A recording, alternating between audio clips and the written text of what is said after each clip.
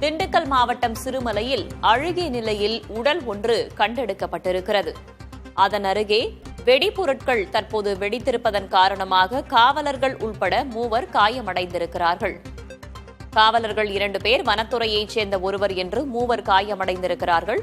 கூடுதல் தகவல்களை வழங்குவதற்காக செய்தியாளர் காளிராஜன் இணைந்திருக்கிறார். காளிராஜன், என்ன நடந்தது? இறந்தவர் யார்? காயமடைந்தவர்களின் நிலை தற்போது எவ்வாறாக இருக்கு?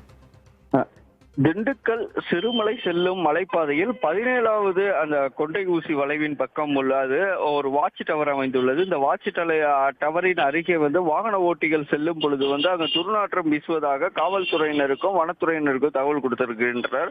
இந்த தகவலின் பேரில் காவல்துறையினர் மற்றும் வனத்துறையினர் அங்கு சென்று பார்த்த போது அங்கு அழுகிய நிலையில் ஆண் சிடலம் இருப்பது தெரிய வந்துள்ளது.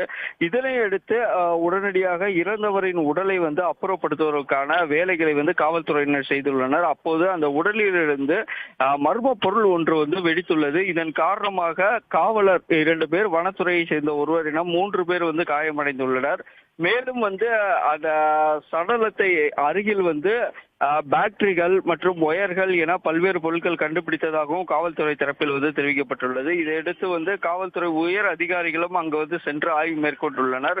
மேலும் அந்த அடையாளம் தெரியாத ஆண் சடலம் யார் என்பது குறித்த விசாரணையும் நடைபெற்று வருகிறது. இப்போது அந்த ஆண் சடலம் திண்டுக்கல் அரசு மருத்துவக் கல்லூரியில் பிரேத பரிசோதனைக்காக அனுப்பி வைக்கப்பட்டுள்ளது. மேலும் இது செயல் அவர் உயிரிழந்தது, மர்மமான ஆண் சடலம் கிடந்தது அவர் உயிரிழந்தது கொலையா இல்ல வேறு ஏதும் சம்பவம் உள்ளதா என்பது குறித்து காவல்துறையினர் முதல் கட்ட விசாரணையை தொடங்கியுள்ளனர்.